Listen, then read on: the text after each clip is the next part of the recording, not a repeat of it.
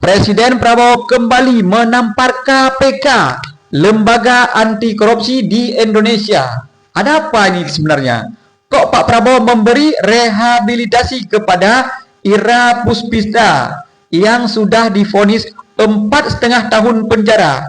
Ini mengingatkan kita kepada kasusnya Tom Lembong. Apa yang terjadi dengan hukum di Indonesia, teman-teman? Dan kenapa KPK 2 kali ditegur oleh Pak Prabowo? Dulu masalah korupsi Tom Lembong, tidak ada niat, ya kan? Satu lagi siapa itu dari PDIP, tapi yang jadi perhatian itu Tom Lembong. Dan kali ini Mbak Ira Puspita tidak merugikan negara katanya. Ada apa dengan KPK, teman-teman? Mari kita bahas dalam video kali ini. Kalian subscribe video ini supaya bisa berlangganan untuk video-video selanjutnya. Oke, kalian simak sampai habis. Bismillahirrahmanirrahim. Alhamdulillah. Allahumma sholli ala Muhammad. Teman-teman sekalian, di Indonesia baru-baru ini tadi malam digembarkan dengan isu yang luar biasa, ya kan? 3 orang kepercayaan Prabowo mengumumkan rehabilitasi. Kalau dulu Tom Lembong abolisi ya, pokoknya bebas lah. Saya pikir-pikir apa itu rehabilitasi? Rupanya bebas juga, cuma namanya beda-beda. Ini diberikan kepada perempuan yang sudah dijatuhi hukuman 4,5 tahun oleh pengadilan. Dalam hal ini KPK, ini KPK ya, masalah korupsi. Ada apa dengan KPK? Kok sampai 2 kali? Padahal sebelumnya Pak Prabowo sudah mengatakan ketika penyerahan 13 triliun di depan Kapolri, Jaksa Agung, ya kan? Hukum harus ditegakkan dengan bijaksana. Jangan mengkriminalisasi hukum. Jangan cari-cari pembenaran. Ini kita lihat sudah kedua kali. Yang pertama Tom Lembong tidak ada niat, tidak ada niat, tapi tetap masuk penjara. Dan yang paling lucu, teman-teman, ini sebelumnya KPK didemo oleh warga Riau dalam masalah kriminalisasi kepada Gubernur Riau, karena dianggap oleh warga Riau Gubernur Riau ini tidak bersalah, tidak OTT, begitulah kira-kira. Tapi kenapa ditangkap? Kenapa tidak berani ke Gubernur Sumatera Utara, Bobi Nasution? Nah, ini KPK nih, teman-teman. Inilah pertaruhan KPK, teman-teman. Semoga KPK bisa bertahan. Karena banyak sekali seruan-seruan bubarkan saja KPK, ya kan? Padahal dulu KPK ini sungguh dibanggakan sebagai lembaga anti korupsi. Tapi sekarang sudah diragukan, teman-teman. Mbak Ira itu pulang dari luar negeri, ya kan, untuk membesarkan PT yang berada di bawah BUMN. Ini viral, teman-teman, sampai ke telinga Pak Prabowo, DPR juga, ya kan? Kok bisa ya ini dikriminalisasi? Tetapi KPK sudah mengkonfirmasi bahwa ini nggak ada masalah, ini masalah hukum. Dan Presiden tidak bersalah. Presiden menggunakan haknya, iya. Tapi sebelum jatuhi hukuman, sebenarnya pihak KPK benar-benar dulu meneliti. Jangan sampai terjadi untuk ketiga kali.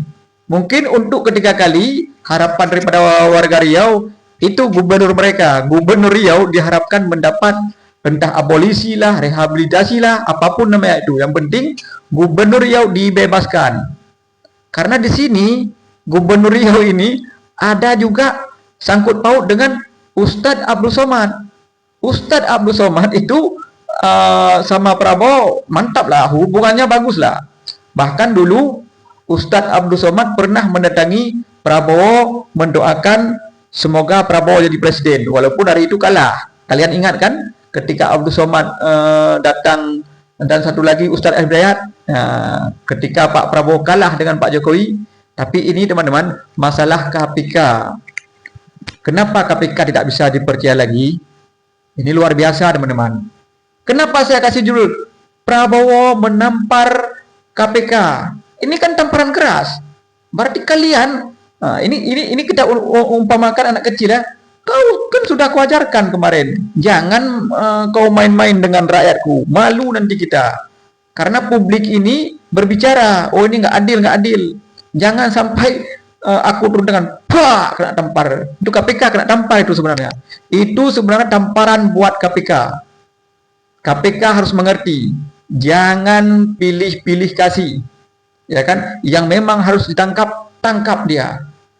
Jangan yang kira-kira oh ini orang baik, dia nggak punya kekuatan, ini ada salah sedikit, oke, tahan dia. Nggak boleh gitu KPK. KPK harus benar-benar bijaksana. Karena seperti Pak Prabowo bilang, hukum itu harus bijaksana. Jangan sebentar-bentar lihat orang nggak ada kekuatan politik, masuk ke sini. Nggak boleh, atau lawan politik sini. Karena rakyat melihat sekarang KPK sudah jadi alat politik kekuasaan. Padahal yang berkuasa Pak Prabowo loh, ya kan? Yang berkuasa sekarang siapa? Pak Prabowo. Tapi rakyat melihat ini kok dipakai kekuasaan. Apakah ada sangkut paut dengan kekuasaan Pak Jokowi? Mungkin kekuasaan Pak Jokowi itu bayang-bayang, ya kan? Bayang-bayang Pak Jokowi. Ya, begitulah kira-kira teman-teman. Ini Indonesia berbahaya, teman-teman. Jadi Pak Prabowo memberikan rehabilitasi ini bukan tanpa sebab. Sebabnya jelas, karena rakyat protes. Ini tidak adil. 4,5 tahun kepada Ibu Ira Puspadewi. Dan kita lihat, Bu Ira ini bersama teman-temannya tidak makan uang korupsi, bahkan perusahaan itu masih jalan. Ya kan, BUMN yang ditangani itu masih jalan. Dan teman-teman, ada satu lagi yang luar biasa ini. Masalah apa itu Dohmat Dafiri, nggak tahu lah saya, ada yang seolah-olah dikriminalisasi, yang sekarang sudah ditemukan OFUM, entah apapun namanya itu. Yang pasti teman-teman, KPK harus benar-benar menjadi pelajaran untuk kedua kali. Jangan sampai Pak Prabowo turun tangan lagi. Ini malu kita. KPK tidak bijaksana dalam mengambil keputusan, menangkap orang-orang yang tidak punya kekuatan politik. Tidak boleh begitu KPK.